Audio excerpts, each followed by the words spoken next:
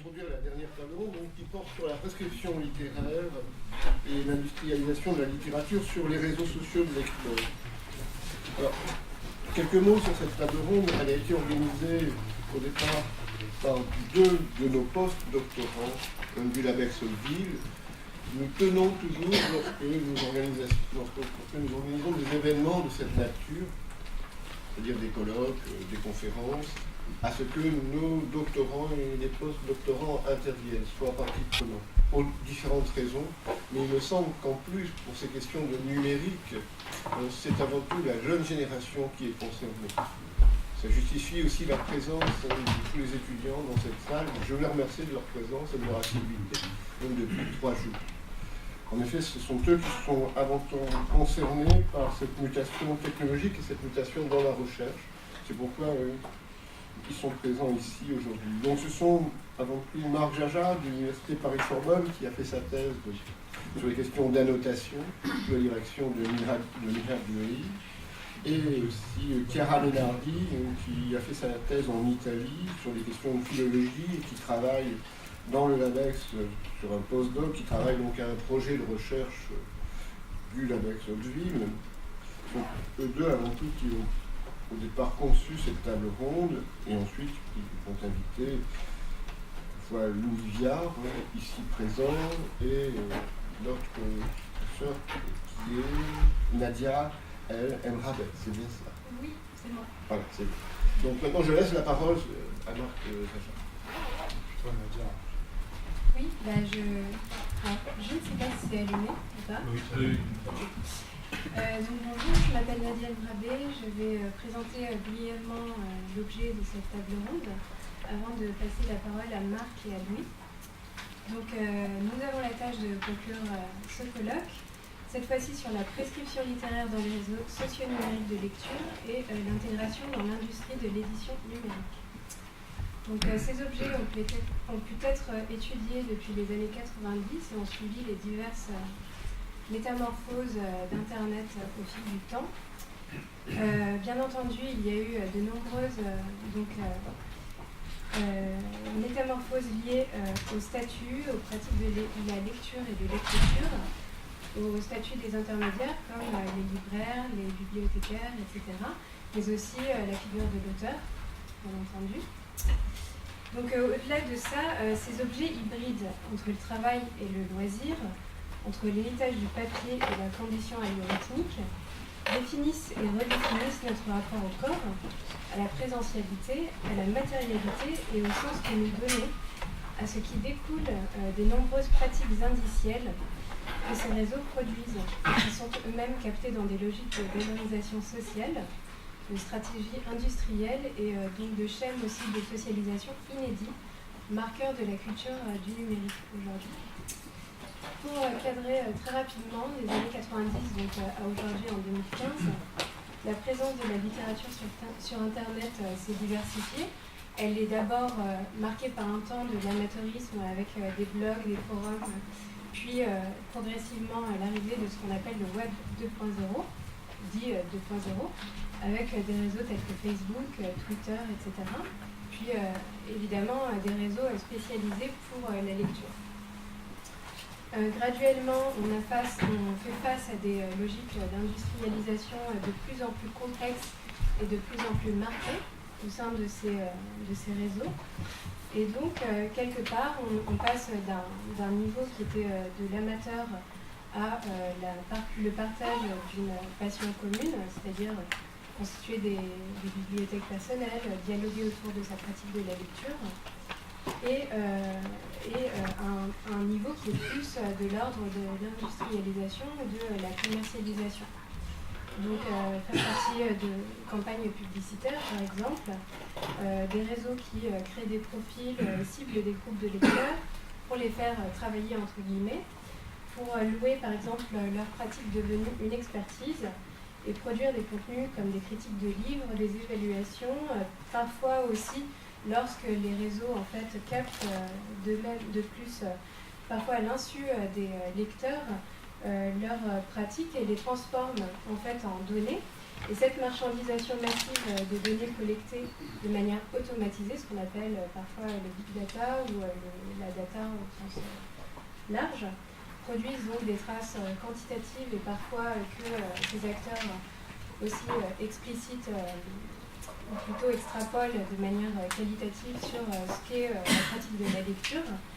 Et pour en revenir directement à notre problématique sur la prescription, la question véritablement est de savoir quel est l'enjeu aujourd'hui, à l'heure où on est face effectivement à un partage ou plutôt une marchandisation massive des données produites par la lecture. Donc je vais très rapidement présenter Marc et Louis, ce qui a déjà été fait au demeurant. Marc est donc docteur de l'EHESS en sciences de l'information et de la communication. Il est post-doctorant dans la chaire d'humanisme numérique de Milad Green, rattaché au LabEx aux villes, et il travaille sur les réseaux sociaux du livre et les pratiques de travail dans l'édition numérique. Louis, quant à lui, est doctorant à l'Université Paris 13 au sein du LabSIC, en sciences de l'information et de la communication aussi, et achève dans les mois qui viennent une thèse consacrée à la prescription littéraire sur les réseaux sociaux numériques de lecteurs. Quant à moi, je suis doctorante à l'University College London, en anthropologie, et je m'intéresse à définir la littératie numérique, ou lecture numérique, choix pour le mot, le terme en tout cas. Et je vais donc laisser la parole très rapidement à Marc, qui va effectuer un panorama de ces réseaux sociaux littéraires, de manière à mieux situer le propos, et nous allons passer ensuite aux stratégies de captation et de mobilisation des audiences, suivi de cette question épineuse des données, c'est-à-dire avec l'exploitation des données et des contenus produits par les utilisateurs. Que font les différents acteurs des petites formes textuelles produites par les lecteurs? Et enfin, j'espère qu'on aura le temps d'aborder la question de la méthodologie, à savoir comment analyser des objets tellement hétérogènes et complexes qui mêlent du technique, de l'économique, du discours, des pratiques. Voilà. Merci pour cette présentation. Alors, je ne suis pas Marc, je suis Louis, et c'est moi qui prends la parole pour commencer. Merci aux organisateurs de m'avoir invité, et tout particulièrement à Marc qui a pensé à moi pour cette table ronde. Donc pour commencer, eh bien, le schéma que vous voyez, que vous avez sous les yeux et qui est tiré d'une publication universitaire récente, met en évidence la chaîne du livre, alors de manière très on va dire simplifiée, la chaîne du livre à l'heure numérique. À la base, vous avez des producteurs de contenu qui sont des auteurs et des éditeurs. Puis vous avez des intermédiaires logistiques qui vont assurer la diffusion et la distribution des livres. Donc là, nous avons des librairies en ligne, des bibliothèques, des opérateurs, des concepteurs de logiciels et de supports de lecture numérique. Et enfin, des lecteurs qui vont donc accéder à ces contenus littéraires. Dans ce contexte, que sont les réseaux sociaux littéraires? Eh bien, c'est ceux que je qualifie ici dans ce schéma d'intermédiaires cognitifs. Ce sont des plateformes de recommandation en réseau qui vont aménager une place au lecteur pour échanger et partager à propos de ses lectures, et qui vont jouer un rôle à part entière dans la chaîne de valeur. Donc moi j'ai un angle une approche un petit peu économique, et c'est ce qui fait que le dialogue est intéressant avec Marc, qui a une approche un petit peu différente de la mienne. Mais ce que souligne ce schéma, c'est qu'en fait ces intermédiaires cognitifs, ces réseaux dédiés au livre, ils vont être susceptibles de dégager des sources de revenus sur finalement les différents marchés que je mets en évidence ici, marché publicitaire, marché de l'interface logistique ou marché de la prescription. C'est-à-dire qu'ils vont vendre des services en utilisant les contenus, les données de leurs utilisateurs. Ils vont vendre des services aux autres acteurs de la filière du livre. Ils pourront vendre des services aux lecteurs, des systèmes d'abonnement, des systèmes de compte premium. Ils pourront vendre des services aux bibliothèques ou aux librairies en ligne. Ils vont notamment louer des données à ces acteurs-là. Et puis surtout, ils vont vendre des services aux maisons d'édition. On pense ici évidemment aux formes de publicité qui se développent et notamment aux formes ciblées de publicité. Donc voilà un petit peu sur ce petit panorama pour situer dans le cadre, du marché du livre. Vous m'entendez? Ouais. Bon, je suis Marc, hein. Un peu plus barbu. Ces réseaux auxquels je me suis intéressé, sur lesquels lui travaille encore actuellement, enfin lui, je le précise, soutiendra en novembre une thèse brillante sur les réseaux de lecteurs. Ces réseaux ont une histoire. Moi, je me suis intéressé à la 3e génération, qui est des réseaux d'annotation, j'y reviendrai. En gros, on a 3 étapes. Lui, tu pourras peut-être y revenir. La première étape, dans les années 90, on avait des réseaux dits amateurs, vraiment avec des guillemets, où les lecteurs, mus par un idéal participatif et utopique qui avait été hérité en grande partie des États-Unis, se réunissaient sur des réseaux comme ZaziWeb, qui est le premier en France et l'un des premiers dans le monde, où ils pouvaient échanger, débattre dans des forums. Un forum d'ailleurs qui a été archivé par la BNF et sur lequel on pourra probablement travailler dans l'ABEX Upville dans le cadre du projet Stanford, qui pose d'énormes problèmes méthodologiques, puisqu'on a affaire donc, à un forum entre guillemets, c'est-à-dire en fait un dispositif d'échange où les discussions sont dynamiques. Il faut pouvoir en prendre en compte à la fois cette technicité des échanges en plus de leur aspect lexicographique et sémantique. On pourra y revenir. Donc ils étaient mis par cet idéal participatif qu'on voit bien dans l'image que je vous propose de Babelio. Finalement, tous les visages sont interchangeables. C'est cet idéal-là dont ZaziWeb faisait la promotion, notamment sa fondatrice, Isabelle, qui reconnaissait elle-même le côté un peu bricoleur de ces réseaux qui ne s'étaient pas encore industrialisés ou professionnalisés, qui ne fonctionnaient tant bien que mal sans aide économique, et qui ont fini dans les années 2004-2005, au moment où LibreRacing a émergé, et à la suite de Facebook, par s'industrialiser, par se professionnaliser. Alors lui, peut-être, qui a mieux travaillé que moi sur ces réseaux, pourra à la fois les définir, vous présenter quelques fonctionnalités à partir de l'image de Babelio. Oui, l'organisation de ce type de réseau fonctionne toujours à partir d'une base de données bibliographique. Donc là, c'est la recherche du temps perdu de Proust. Et les activités des internautes viennent s'inscrire sur les contours, on va dire, de cette base de données bibliographique. Finalement, que permettent de faire ces réseaux? Ce sont d'abord des plateformes donc de communication sur lesquelles vous allez vous créer un profil public ou semi-public dans le sens où il sera accessible qu'aux membres du réseau, où il peut être accessible parfois qu'aux membres du réseau ou à ses amis sur le site. Ce sont des réseaux qui permettent également de cataloguer ses lectures, notamment à travers la construction d'une bibliothèque virtuelle.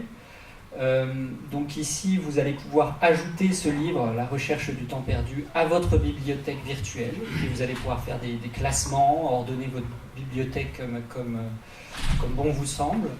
Ce sont des réseaux également qui intègrent tout un dispositif de critique, de notes, d'évaluation.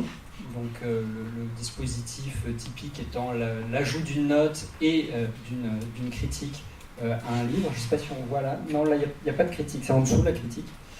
Des réseaux qui également intègrent des dispositifs d'échange avec d'autres internautes, forums, systèmes de messagerie, qui fonctionnent le plus souvent avec des systèmes de contact. Des systèmes de contact qui peuvent être symétriques ou asymétriques. Symétrique, c'est le modèle de l'amitié classique à la Facebook.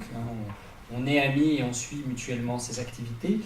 Asymétrique, c'est à la Twitter, on va suivre les activités d'une personne sans nécessairement que celle-ci suive les vôtres en retour.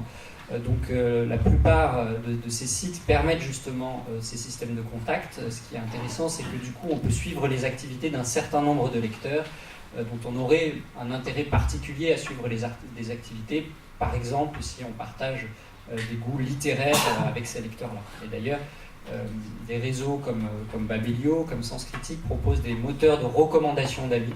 Ils vont analyser vos préférences littéraires, ils vont élaborer des indices d'affinité et vont vous suggérer des personnes avec lesquelles vous seriez susceptible de vous entendre compte tenu de ce que vous avez lu par le passé et compte tenu de ce que cet autre lecteur a également lu par le passé. Ce sont enfin des outils, ce sont enfin des plateformes qui permettent, que je me souvienne bien, qui permettent d'accéder à des ouvrages, alors directement ou indirectement. Directement via des concours, via des services presse, on aura peut-être l'occasion d'y revenir, mais les éditeurs ont évidemment bien compris tout l'intérêt qu'ils avaient à travailler avec ces plateformes de prescription. Pas tous, apparemment. Oui, alors oui, ça. Voilà. Je retire la dernière phrase. Qu'est-ce que je voulais dire d'autre? Ou indirectement, à savoir que vous avez des liens qui vont vous permettre de rebondir chez des cybermarchands bien connus tels qu'Amazon, Fnac ou d'autres, et ensuite réaliser l'acquisition d'un livre. Je crois que c'est à peu près tout dans leur fonctionnalité principale. Il y a aussi des fonctionnalités encyclopédiques, c'est-à-dire que souvent, ça dépend des réseaux, mais un certain nombre d'entre eux reposent sur des bases de données ouvertes. Et les internautes peuvent donc enrichir cette base de données. Donc, par exemple ici, c'est ajouter des tags, donc ajouter des mots-clés pour enrichir la description de la recherche du temps perdu. Ça peut être ajouter une autre couverture de cet ouvrage, voilà, un autre éditeur, etc. Donc enrichir cette base de données commune. Oui, ce qui permet finalement de les redéfinir. Lui, il a dit, c'est-à-dire qu'en fait, on a ce qu'on appelle une fiche de lecture qui a un simulacre de fiche de lecture, qui est en fait un ensemble de métadonnées, couverture, titre de l'auteur, etc., auxquels sont accolées des formes textuelles, citations, étiquettes, tags, etc., qui circulent et qui sont échangées. Et c'est la raison pour laquelle des chercheurs en infocom, tous les deux on fait partie des sciences de l'information et de la communication. Moi j'ai une sensibilité plus sémiotique, lui peut-être plus sociologique, mais on fait partie de la même discipline. C'est donc la raison pour laquelle les chercheurs en infocom proposent plutôt de parler de dispositifs, je pense à Yves Jeanneret dans Critique de la trivialité, dispositifs d'échange micro-documentaire. Dispositifs parce qu'on a affaire en fait à un ensemble de médiations discursives, matérielles, techniques, etc., qui sont articulées entre elles. D'autres chercheurs parlent de composites. Micro-documentaire parce qu'on a des petites formes, des citations, des tags, des étiquettes qui sont rarement prises en compte dans les analyses universitaires, mais qui révèlent en fait un pan entier de la machinerie technique éditoriale de ces sites, et d'échanges parce que ces formes circulent de Facebook à Twitter, les internautes les échangent entre eux. Donc voilà, c'était une proposition en fait de passage d'une terminologie qui est assez écrasante, qui recourt donc à l'appellation réseaux sociaux, à la promotion peut-être d'une autre, dispositif micro-documentaire d'échange.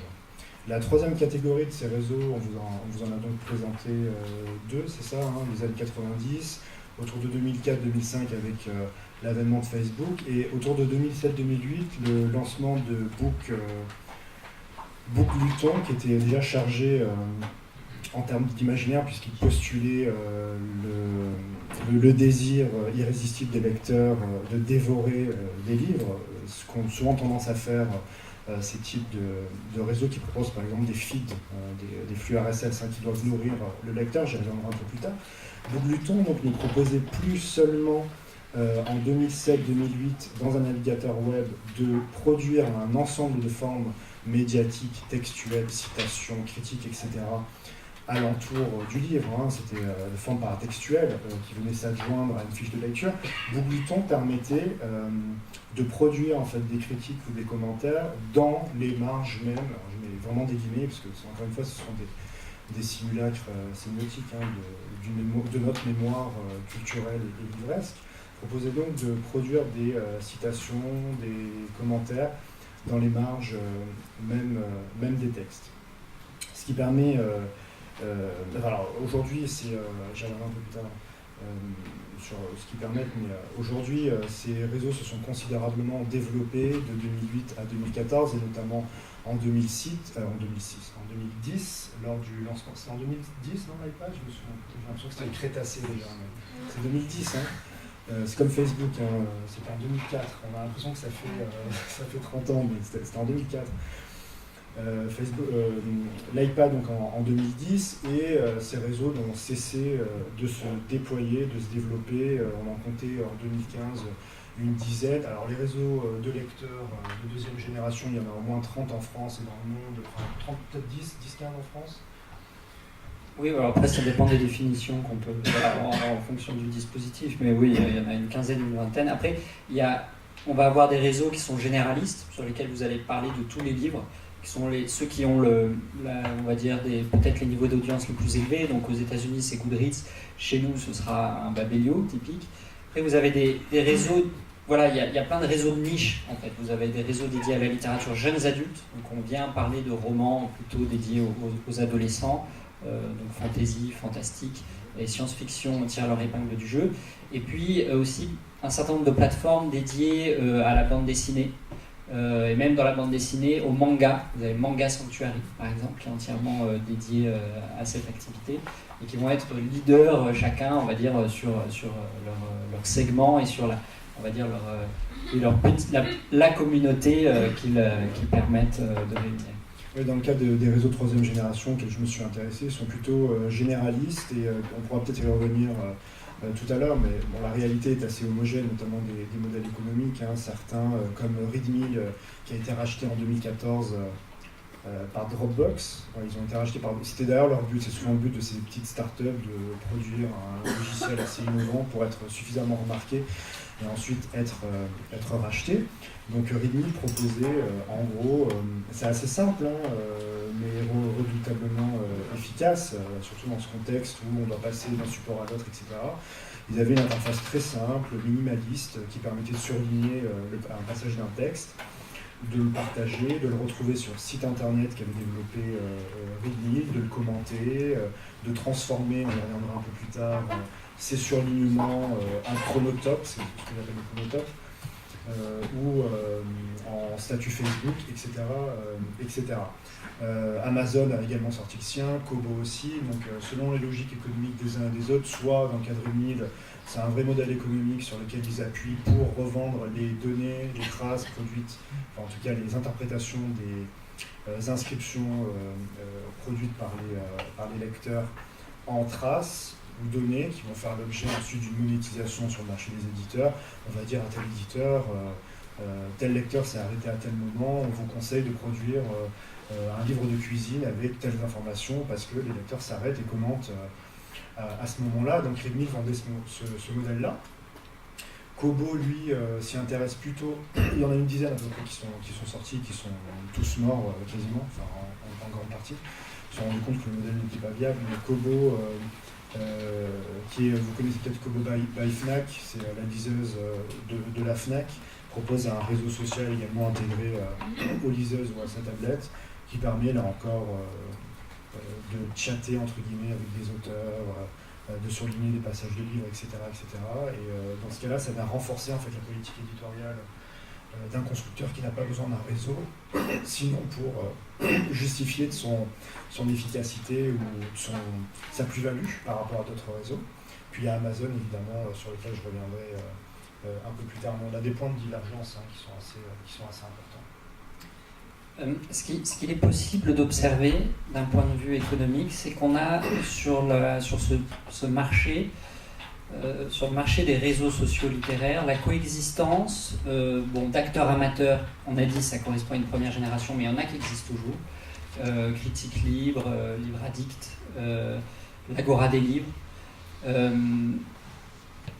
qui sont des sites qui n'ont pas de modèle économique à part entière, qui cherchent à dégager seulement des revenus pour couvrir leurs frais de fonctionnement informatique via des modalités publicitaires classiques. À côté de ça, vous allez avoir des maisons d'édition qui sont effectivement focalisées, qui sont positionnées sur le secteur. Hachette a lancé par exemple MyBooks, qui a été récemment largement transformé, donc un réseau, un magazine littéraire et qui avait également un volet communautaire à travers un réseau social de lecteurs. Mais vous avez également beaucoup de maisons d'édition dans le cadre de la littérature jeunes adultes qui ont leur propre plateforme adossée à leur catalogue.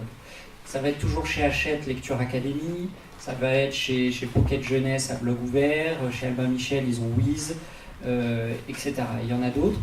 L'idée ici étant de se rapprocher de son lectorat, étant d'entretenir un lien privilégié avec son lectorat, dont il a attendu une adhésion affective à sa marque, et qu'on va aussi, on va dire, impliquer dans le processus de construction de la marque, de la notoriété de la marque et de ses publications. Donc on va mettre en avant les nouveautés publiées chez Black Moon, on va organiser des concours autour de Black Moon, on va tester des couvertures, quelle est votre couverture préférée, et on va opérer des choix éditoriaux en fonction de ce qu'on observe de la part des lecteurs. On va également repérer des attentes formulées du côté du lectorat. Est-ce que le lectorat est en demande plutôt de tel ou tel type d'œuvre? Est-ce qu'il y a un phénomène une attente forte, un phénomène de buzz qui est en train de se cristalliser sur la plateforme? Est-ce que du coup on doit finalement revoir les tirages qui étaient prévus au départ? Donc ces plateformes, les plateformes qui appartiennent aux éditeurs s'inscrivent dans ce type de stratégie. À côté de ça, vous avez des libraires qui se sont positionnés sur ce segment. En France, vous avez 2 sites qui a lancé Entrée Libre, qui a fermé depuis. Oui, Entrée Libre a fermé et toutes les données ont été intégrées à la librairie en ligne de Citre. Vous avez BD Fugue qui a racheté BD Maniac. BD Maniac, c'est un réseau dédié à la BD, fondé par une agence de design web parisienne, qui voulait s'en séparer. BD Fugue, c'est une chaîne de librairie spécialisée dans la bande dessinée. Ils ont racheté le réseau, ils l'ont fermé, ils ont récupéré toutes les données et ils les ont intégrées à leur librairie en ligne. Vous avez Chapitre qui a lancé Bookinity, mais c'était un projet qui a vraiment pas tenu puisque c'était au pire moment pour la chaîne de librairie Chapitre. Et puis évidemment, dans le monde anglo-saxon, vous avez les acquisitions nombreuses d'Amazon qui a repris en main Goodreads récemment et dès 2006 Shelfari. Tout ceci pour dire quel est l'intérêt d'un libraire de posséder une plateforme de prescription littéraire tel qu'un réseau social dédié au livre. C'est à la fois de prolonger la fonction du libraire dans l'univers numérique, c'est à la fois également de multiplier les passerelles depuis la chaîne, depuis le réseau social de lecteurs vers le portail en ligne de la librairie. Et c'est enfin utiliser les données produites par les utilisateurs pour enrichir leur librairie en ligne. Ce qui illustre très bien le cas d'Entrée Libre. Entrée Libre a disparu, le réseau social de lecteurs a disparu. Par contre, tous les contenus qui avaient été publiés par les internautes, on vous invite à aller les consulter sur la librairie en ligne de citre.fr, ce qui doit également avoir un effet sur le référencement. Donc vous avez des acteurs professionnels comme ça, d'autres qui viennent d'univers un petit peu particuliers. Par exemple, on a Orange, l'opérateur de télécommunications, qui a un réseau qui s'appelle Lecteur, qui est censé fédérer divers projets d'Orange autour du livre et de la lecture. Et puis vous avez aussi Leafly, qui est un réseau qui appartient à Archimède. Archimède, c'est une société éditrice de logiciels destinés aux bibliothèques, et donc c'est une valeur ajoutée effectivement à leur offre de services informatiques et un moyen d'entretenir des liens de proximité avec les professionnels des bibliothèques. Et à côté de ça, vous avez une dernière catégorie d'acteurs, ce sont les plus dynamiques, il faut l'avouer. Ce sont des acteurs pure players, des entreprises, des startups comme Babelio, comme Sens Critique, comme BD Gest, comme Booknode, c'est-à-dire des petites entreprises. Aujourd'hui, ils ont entre 2 à 10 salariés selon les cas, spécialisés dans ce domaine, et qui vont chercher à monétiser leur audience. Donc ils vont proposer une offre de service aux lecteurs. Les lecteurs vont être présents sur ces réseaux sociaux littéraires, ils vont agir, produire des contenus, et eh bien, eux, ils vont monétiser leur position d'intermédiaire. Comment ? Eh bien, tout d'abord, certains d'entre eux vont vendre des services supplémentaires aux lecteurs. Vous avez la possibilité sur Booknode de souscrire à un compte premium pour pouvoir débloquer des fonctionnalités. Sur BDGest, vous pouvez payer un abonnement pour accéder à une base de données extrêmement complexe et à des outils de gestion de cette base de données qui vous permet de construire votre propre bibliothèque, votre propre BDTech. Aujourd'hui, il y a 25 000 personnes qui sont abonnées au service de BDGest. Mais ils vont surtout tirer leurs revenus du marché publicitaire avec des opérations publicitaires menées conjointement avec des maisons d'édition. Donc ça peut être de la publicité classique, hein, des bandeaux, de l'affichage, mais ça peut être de la publicité ciblée aussi. Donc des opérations publicitaires où on va focaliser, on va centrer notre attention sur un certain type de lecteur. Au moment où vous avez le dernier Millennium qui sort, eh bien, l'éditeur sera susceptible de passer par tel ou tel réseau et des services presse vont être envoyés à un certain nombre de lecteurs dont on sait qu'ils sont très dynamiques, dont on sait qu'ils ont aimé Millennium 1, 2, 3 et d'autres livres du même genre et qui vont s'engager à rédiger une critique dans un laps de temps donné, en général peu de temps avant l'apparition de l'ouvrage. L'idéal étant que quand le livre sorte, eh bien, les critiques soient déjà disponibles sur la plateforme. Donc là, selon les réseaux, les formules effectivement sont susceptibles de varier. Et puis aussi, vous avez des réseaux, et donc là c'est essentiellement Babelio qui fait ça, qui vend ces données, du moins les contenus publiés par ses utilisateurs, aux bibliothèques et à des librairies. Donc en l'occurrence, c'est un service qui s'appelle BabelTech. Leadfly le fait aussi, et l'idée c'est que les catalogues des bibliothèques, les catalogues informatisés des bibliothèques sont un peu ternes, un peu tristounés. Eh bien, les bibliothèques vont enrichir leur catalogue par toutes les données produites par les utilisateurs du réseau. Donc ils payent ce service-là. Et pour la librairie, Babelio travaille notamment avec Isneo, qui est une célèbre plateforme de bande dessinée numérique. Et pareil, les critiques des internautes de Babelio portant sur la bande dessinée se retrouvent sur Isneo. Pour conclure, je dirais que justement l'intérêt de ces acteurs-là, c'est qu'ils cherchent à monétiser leur audience de différentes manières et de finalement tirer un avantage de leur position d'intermédiaire entre les différents acteurs de la chaîne du livre. Ils sont sur ce qu'on appelle un marché à deux versants. Hein. D'un côté, ils rendent service à des lecteurs qui cherchent des outils pour finalement s'orienter dans une offre de livres abondante, une offre de livres disponibles abondante et pour publier des prescriptions. Et d'un autre côté, ils offrent des services à des professionnels du livre qui cherchent à capter leur attention. Et sur un marché à deux versants, en général, le modèle, on a ce qu'on appelle des effets de réseau. Plus vous avez de monde d'un côté, plus vous aurez de monde de l'autre. Plus vous avez de lecteurs qui vont fréquenter le réseau social, plus vous allez avoir de maisons d'édition qui vont avoir intérêt à passer par les services de ce réseau social. Et dans ce cas-là, on pratique en général des modèles de tarification asymétriques, c'est-à-dire qu'il faut faire payer, c'est comme ça qu'on parle en économie, on va faire payer l'acteur qui va avoir le revenu qui aura le plus tendance à payer. En fait. Donc en fait, le principe de ce modèle-là, c'est que la gratuité est la règle du côté des lecteurs et ça permet d'amasser une grande masse de lecteurs et on fait payer, donc qui accèdent gratuitement à des services qui sont en réalité financés par l'autre versant du marché, les professionnels du livre. Voilà, pour les modèles économiques. Ça a été clair. Merci. Oui, dans ce que tu dis, il y a vraiment deux activités en fait, qui sont bien séparées.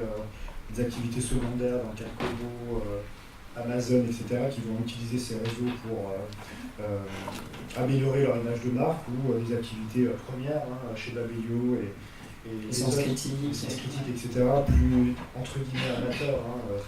Alors c'est pas le cas, mais plus start-up, plus animé par l'esprit start-up. Start-up ou pure player comme Readmill, j'ai pu les analyser, qui elles vont faire reposer leur modèle économique sur une variété en fait d'outils. Et c'est vrai que vraiment sur Leadfly, par exemple, Leadfly, la vente de ces outils aux bibliothèques ou à des acteurs de l'édition repose souvent sur des discours et sur des injonctions extrêmement fortes.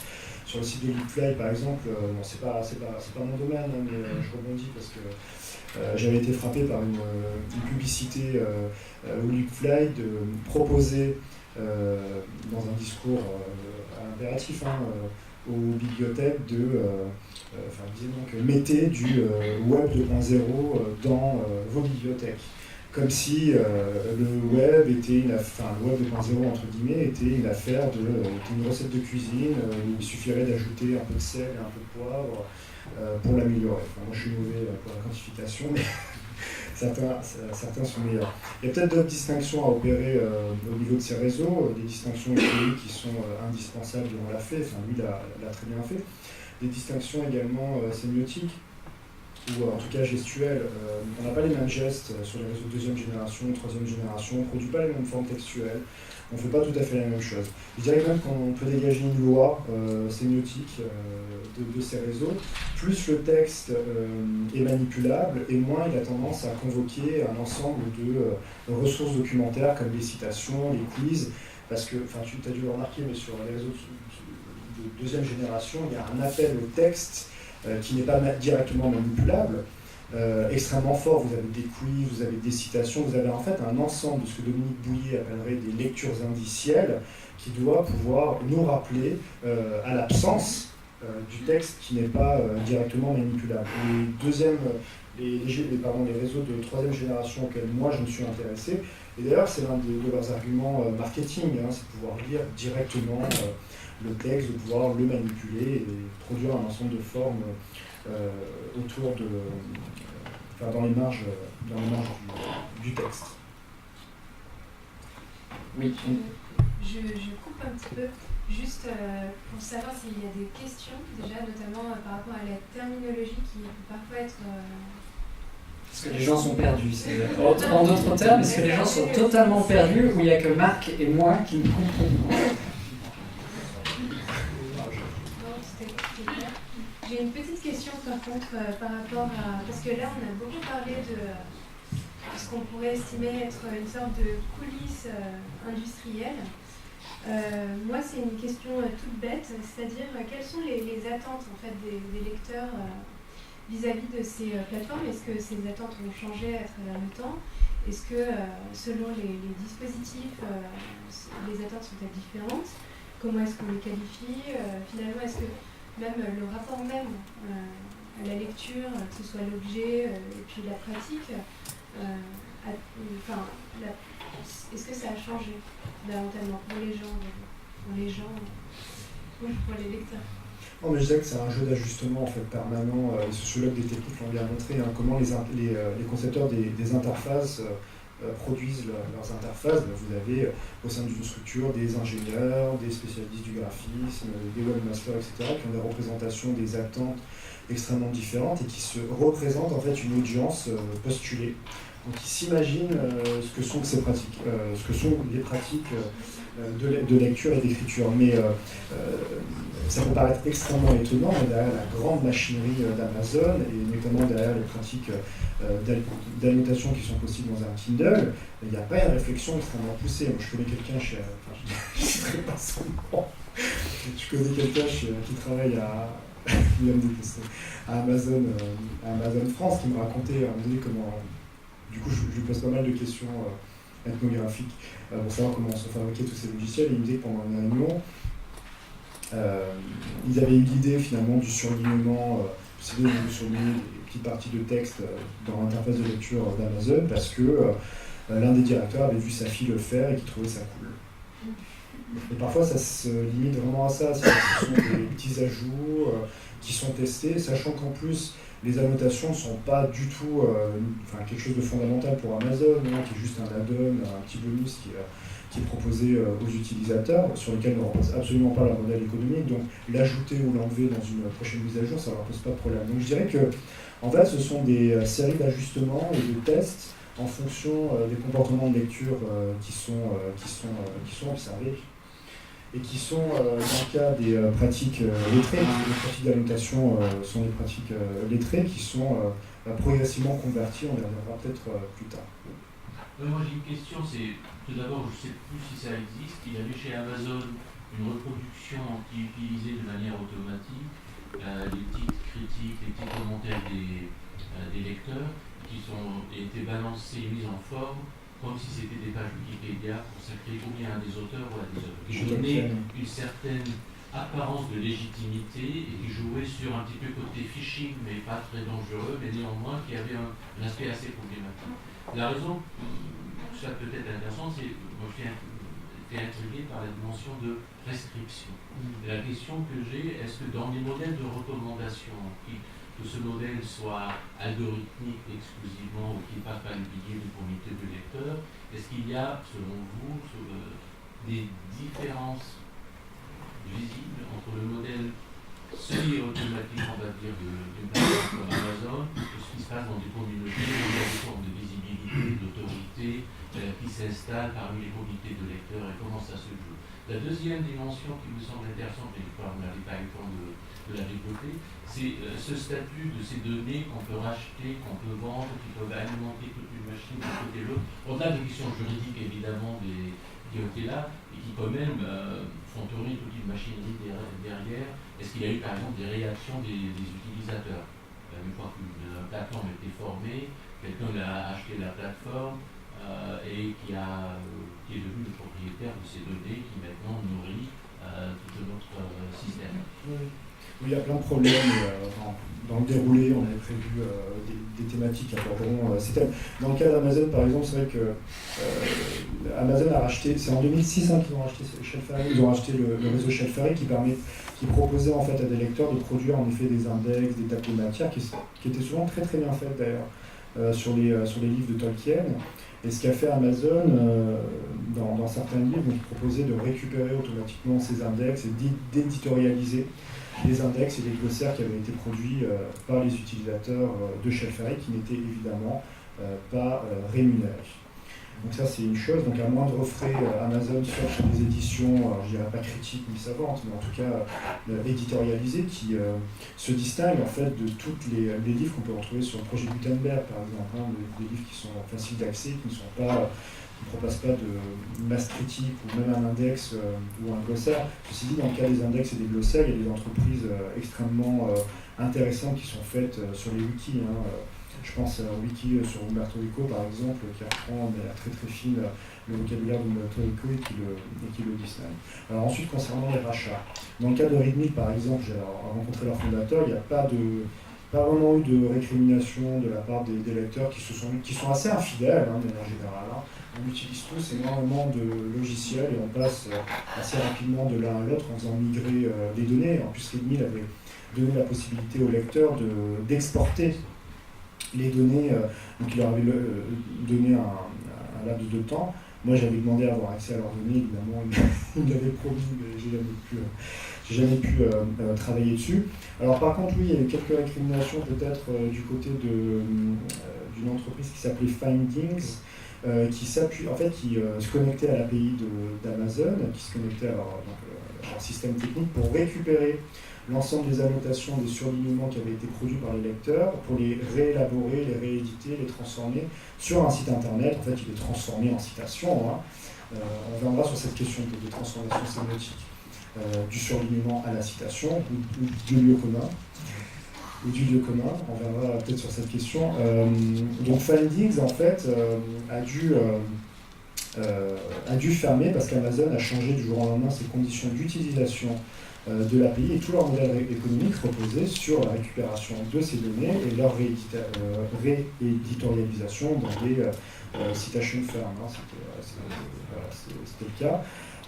Les éditeurs en fait n'étaient pas contents que des annotations d'une trop longue portée circulent sur Internet. Donc en fait la morale de l'histoire c'est faites circuler les passages de nos livres à condition qu'ils ne circulent pas. C'est un peu ça. Et qu'est-ce qu'il y a eu d'autre? Oui, peut-être sur le forum de Babelio, on voit souvent, lui peut-être que tu as peut-être pu l'observer, on voit souvent, et c'est assez fascinant, des lecteurs proposer une amélioration du système de recommandation et de distinction des hiérarchies entre membres. On le voit très très bien sur Babelio, il y avait une affaire, ou alors même sur Goodreads, on reviendra peut-être sur cette affaire, mais une affaire qui a éclaté sur un réseau social en 2011 où des bandes organisées de lecteurs se sont vues reprocher de terroriser d'autres utilisateurs, appelés donc les auteurs, qui étaient, qu'on accusait d'être incapables de recevoir une critique. Ce qui est intéressant, ça pose aussi les conditions de la critique participative en ligne, pour prendre le titre de la thèse d'Étienne Candel. Moi, dans le cadre du projet Stanford, j'essaie d'analyser cette controverse, mais en effet, il y en a pas mal. Les lecteurs demandent souvent des ajustements, et ce sont les premiers à encourager l'industrialisation, paradoxalement, de ces formes, parce que leur capital culturel, social et personnel dépend en grande partie, en tout cas dans leur statut, dépend en grande partie en fait de l'édification de ces réseaux. Oui, peut-être que je ne sais pas si vous avez quelque chose. Les autres lignes de fracture qui peuvent se produire, j'ai rencontré cet exemple-là sur un réseau dont je tairai le nom. C'est une opération publicitaire qui a mal tourné, c'est-à-dire qu'on met en avant un livre, on organise la communication autour de ce livre sur le réseau social dédié au livre, et les internautes réagissent mal. Dégage de mon fil d'actualité, c'est pas pour moi, qu'est-ce que ça fout là, cet auteur c'est de la merde. C'est un cas d'une grosse maison d'édition parisienne, c'est effectivement un best-seller thriller, mais visiblement, selon le responsable de réseau que j'ai interrogé, l'éditeur a joué le jeu et a accepté l'écho défavorable. Vous savez, ces formes de publicité, ces formes publicitaires sur des réseaux dédiés aux livres reposent souvent sur l'idée d'essayer de contrôler le bouche à oreille, et parfois on est face à des... parfois c'est hors de contrôle, et parfois on est face à des usages aussi détournés, des usages, on va dire, illégaux selon la réglementation du réseau. Par exemple, il y a de la fraude au ticket, au chèque-lire sur Leapfly. C'est-à-dire que si vous rédigez un certain nombre de critiques sur Leapfly, vous accumulez des points, et si vous avez accumulé des points, vous avez des chèques-livres qui vous permettent d'acheter des livres dans tel ou tel point de vente. Il a été observé que certains utilisateurs publiaient n'importe quoi ou recopiaient des critiques d'autres utilisateurs pour obtenir des points et donc des chèques libres. Donc il a fallu réagir du côté de Leapfly. C'est le cas aussi de l'affaire Goodreads, sur laquelle j'essaie de travailler, où des auteurs en fait prenaient plusieurs pseudonymes et alimentaient en fait leurs propres livres en critique notative. Et bien évidemment, alors l'affaire a pris une ampleur, ça semble un peu bête, mais c'est vraiment un cas d'école, parce que l'affaire a pris une ampleur assez incroyable, puisque le New York Times et d'autres journaux l'ont relayé, qu'une charte a été définie par Goodreads. L'affaire aujourd'hui Goodreads sert à identifier toute fraude en fait sur les sites de critique participative. Et ce qui est intéressant, c'est que ce point d'achoppement met vraiment le doigt sur le fonctionnement de ces sites industriels qui transforment, réévaluent le statut de l'auteur et du lecteur. En fait, symboliquement, vous êtes sur des sites qui ont un statut de lecteur, qui sont considérés comme des lecteurs, mais ils produisent comme des auteurs, en tout cas au sens étymologique du terme, c'est-à-dire qu'ils sont garants du sens du texte, ils produisent des critiques, et à un moment donné, ils demandent des comptes, ils demandent à être reconnus, symboliquement reconnus, à avoir une gratification, et cette gratification ne leur est pas toujours donnée. De l'autre côté, on a des auteurs qui ne comprennent pas que ce qu'on considère entre guillemets vraiment comme étant des amateurs se permettent de produire une critique alors qu'ils ne seraient pas légitimes. Et il me semble que ces points d'achoppement sont très intéressants, et merci Milad d'avoir posé la question, parce que ça met, c'est un peu comme les trolls, c'est-à-dire c'est un bâton que vous mettez dans une roue qui avance sans heurts, et qui permet de montrer comment se construit finalement ces réseaux. Dans le cas de la Goodreads, ce qui est intéressant aussi, c'est que donc elle s'est déplacée d'espace médiatique en espace médiatique. On a un billet de blog fondateur en 2011 qui accuse des auteurs, qui accuse des lecteurs, etc. de frauder. Il y a un site qui a été créé, Stop de Goodreads Bullies, quelque chose comme ça, qui répertorie toutes les exactions des uns et des autres, qui citent, pointe des victimes, pointe des accusateurs, etc. Et puis ensuite, on a des blogs qui ont relié l'affaire. Et en fait, ce qui est intéressant, c'est que le lien hypertexte permet de structurer la controverse, puisqu'en fait, les uns et les autres se citent, se structurent mutuellement, se structurent autour de sphères d'action, de périphéries médiatiques, se rallient à un acteur dans les commentaires du blog, au contraire décide de se rallier à tel autre acteur dont la rhétorique est plus convaincante. Enfin, voilà, Une affaire qui est devenue un cas d'école, hein, plutôt intéressante. Je ne sais pas si vous avez d'autres questions sur cette affaire, ou d'autres questions de manière générale, je sais pas. Mais de manière générale, ça se passe relativement bien, je dirais. J'essaie de renouer avec quelques images sur lesquelles j'avais travaillé. En fait, les utilisateurs sont convertis progressivement. Il faut savoir que la notation est une pratique lettrée, ou en tout cas la pratique des travailleurs du savoir, la pratique de lecteurs curieux, hein, qui annotent, surlignent, transforment leurs annotations, les font passer de support en support. Alors ces réseaux se trouvent dans un vrai paradoxe, puisqu'il faut pouvoir rameuter, entre guillemets, des lettrés, des savants, et leur faire produire énormément, ce qui est très compliqué. Donc généralement, ils sont attirés grâce à la mobilisation, la convocation du culture lettrée. Vous voyez, hein, ce sont des signés, des plieurs de livres, des scènes de lecture. Dans le cas d'Amazon, par exemple, Amazon qui vend quand même un parc technologique de support et qui propose une scène de lecture où on lit avec un livre imprimé, c'est intéressant.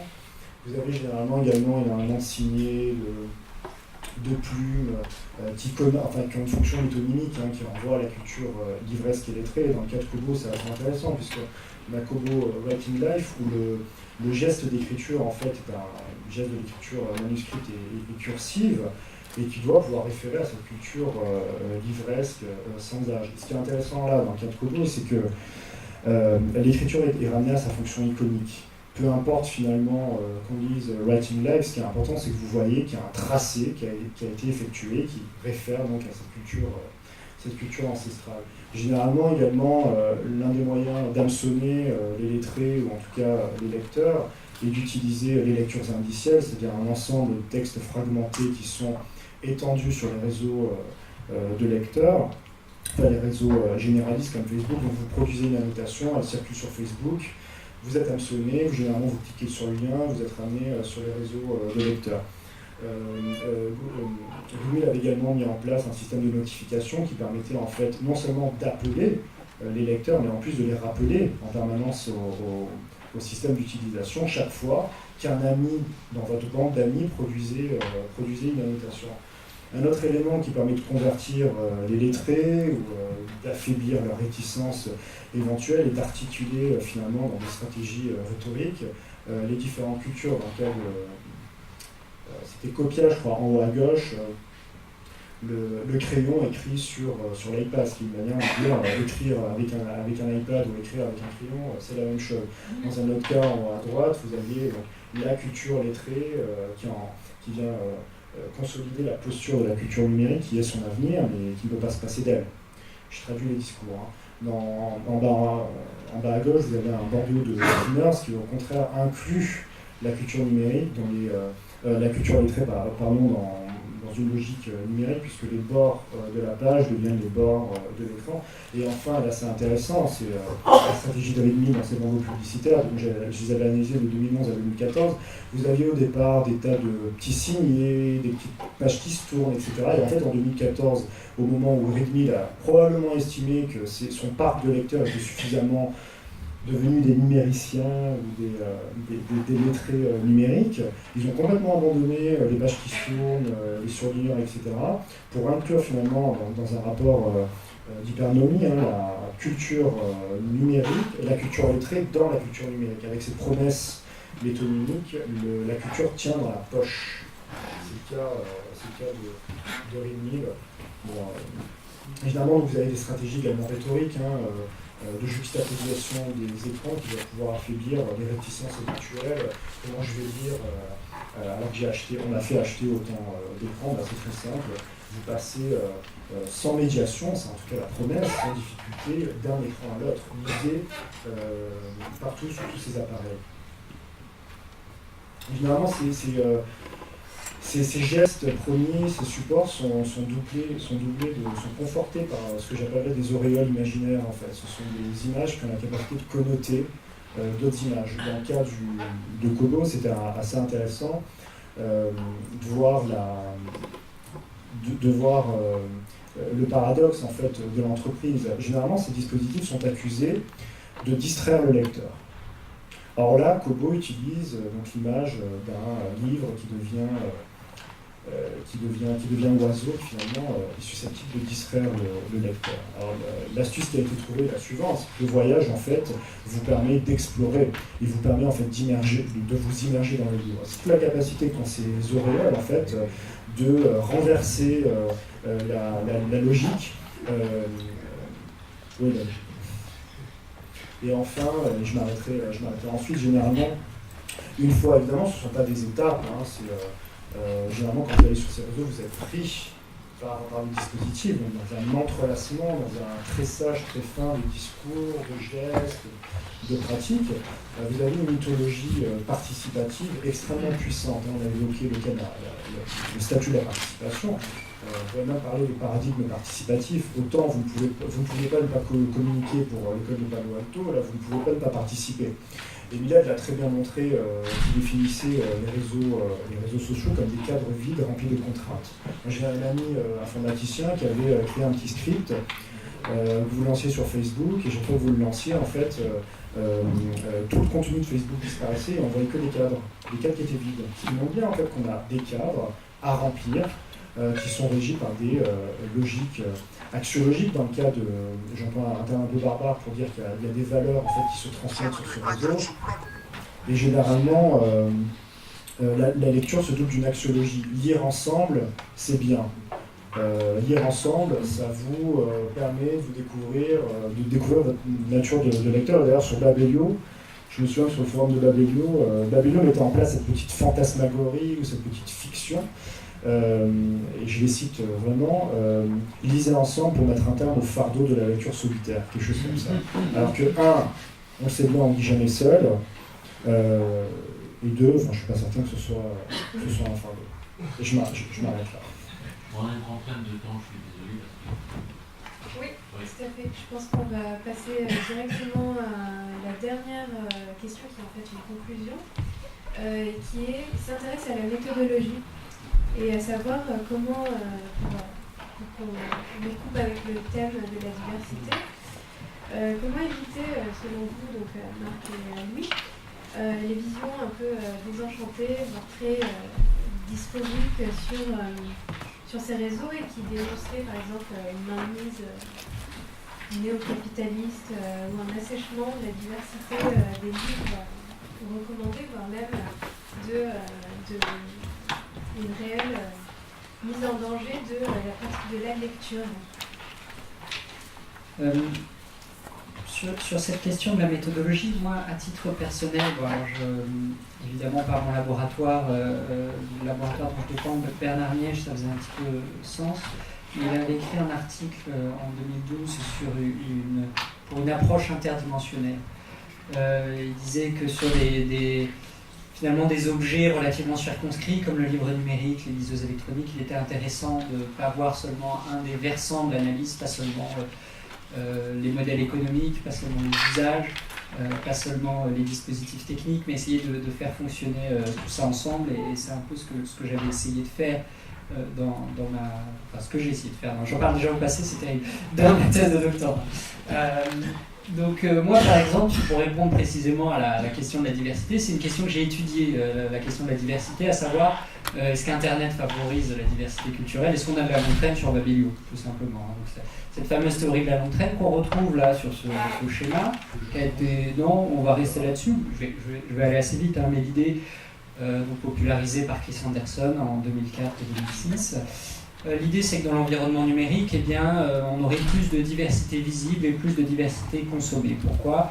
Parce que, l'offre de livres est plus importante. Sur Amazon, vous avez accès à un plus grand nombre de livres que dans n'importe quelle autre librairie. Parce que, un plus grand nombre d'œuvres sont également créées. Le phénomène de l'auto-publication en ligne est, à ce titre, symptomatique.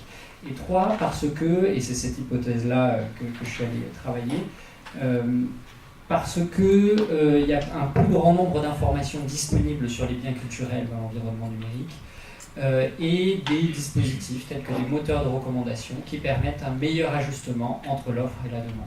Autrement dit, le lecteur est susceptible de trouver plus facilement le livre qui correspondra à ses attentes. quoi qu'il en soit, j'ai interrogé cette hypothèse, et tu peux changer de slide. Donc l'idée, c'était donc l'hypothèse dit donc qu'il y aurait plus de diversité dans l'univers numérique que dans l'univers physique. Et bien ici, j'ai confronté des données de Babelio avec des données issues de la base bibliographique Electre, qui est une base bien connue utilisée par les professionnels du livre, qui recense l'ensemble des passages dans les médias traditionnels des livres. Pour chaque titre, vous savez s'il est passé à la télé, s'il a eu des critiques dans la presse, s'il a eu des critiques à la radio. Et donc, j'ai opéré une comparaison avec le réseau Babelio, avec les critiques que ces titres avaient obtenues. C'était, voilà, pour aller rapidement, un échantillon de 1000 titres. C'était des titres de la rentrée littéraire, des romans en 2012, des romans sortis en 2012. Et donc, l'idée, c'était d'opérer une comparaison.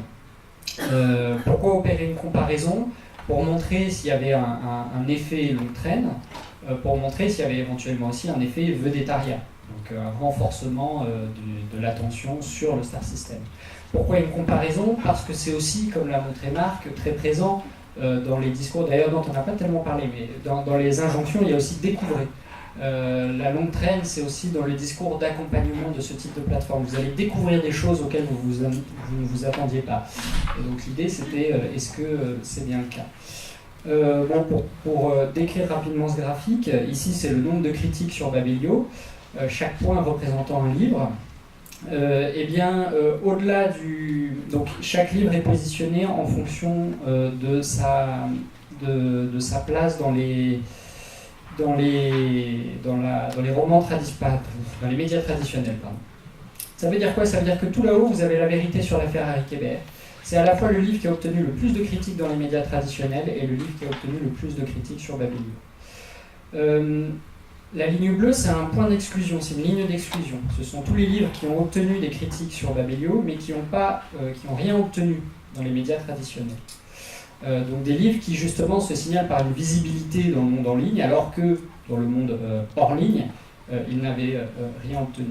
Pour synthétiser un petit peu les résultats statistiques auxquels j'étais parvenu, et le tout également avec les statistiques portant sur les ventes, c'était que on observait deux effets, comme c'est des études qui ont été menées en économie aussi pour d'autres biens culturels.